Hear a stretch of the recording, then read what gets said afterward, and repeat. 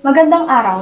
Ako nga pala si Queen Heart S. Malinaw na nag-aaral sa Universidad de Dagupan mula sa Bachelor of Secondary Education, major in Filipino.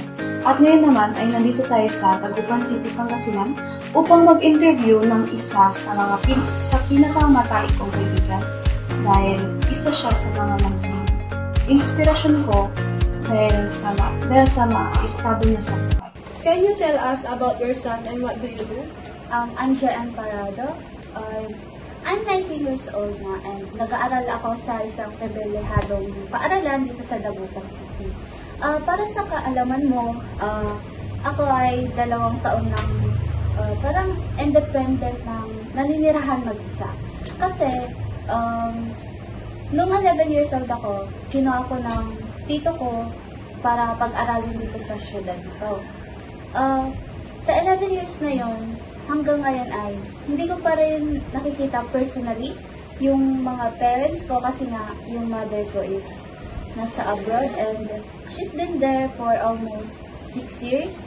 And yung father ko naman, together with my siblings, andun sila sa Leyte. Kaya nakakalungkot lang kasi for almost how many years na lumipas yung mga Christmas, New Year, wala sila sa tabi ko like mag-celebrate together. Kaya nakakalungkot lang isipin na hindi ko sila kasama. Paano mo nakakaya ang maging independent person na malayo sa pamilya? Nakakaya ko siya kasi first of all, family ko yung strength ko. Kaya naging ganito yung flow ng life ko kasi nga para din to sa pag-aaral ko and iniisip ko rin sila na sana in the future na if ever sana maging successful ako, matulungan ko sila and also yung mga kapatid ko na makapagtapos ng pag-aaral. At hindi lang yun, masusuklihan ko rin yung paghihirap ng mother ko kasi since na nasa abroad siya for almost 6 years, masusuklihan ko yung paghihirap niya na mabigyan ko sila ng magandang buhay para makauwi na rin yung mother ko dito sa Philippines and makasama na namin siya. What advice you will give to students like us?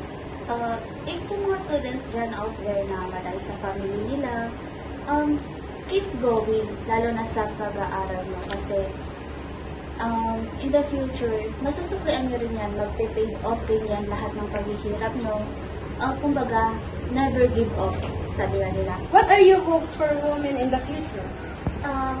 Yung hopes ko sa mga women out there, like katulad mo, sana in the future if makapagtapos kayo ng pag-aaral, ganyan, matulungan niyo yung parents niyo to financially, maalis nila, even though na kahit sabihin ng parents mo na huwag ka na tumulong, dapat may pagkukusa kasi nga sila yung nandyan sa tabi mo simula nung bata ka, sila yung parang naging gabay mo through your life journey na hanggang ngayon hindi mo mapapagkailan na tinutulungan ka pa rin ng parents mo through your studies, sa lahat ng mga bagay.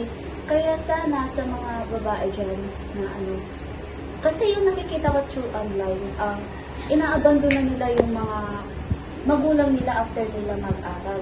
Hindi na nila tinutulungan kasi nga parang wala na yun sa plano nila na tulungan parents nila kasi nga parang tapos na yung trabaho ng parents nila. Parang yung sa babae, siya na yung, kaya niya nang mamuhay mag-isa. Dapat hindi ganon. Kaya sana sa mga babae dyan na huwag niyong tatalikuran yung mga parents mo kasi sila yung andyan sa inyo through your low and high. Isa sa pinaka-naka-inspire sa akin ay ang aking matalik na kaibigan na aking na-interview. Isa siyang matatag at independent na babae. Ilang taon na siyang namumuhay mag-isa, malayo sa kanyang pamilya, pero kinakaya niya lahat ng hirap at pagsubok. Lumalaban siya hindi lang para sa sarili niya, kundi para rin sa kanyang mga magulang at mga kapatid. Dahil doon, siya ang nagsilbing inspirasyon ko para maging matibay at huwag sumuko sa anumang hamon ng buhay.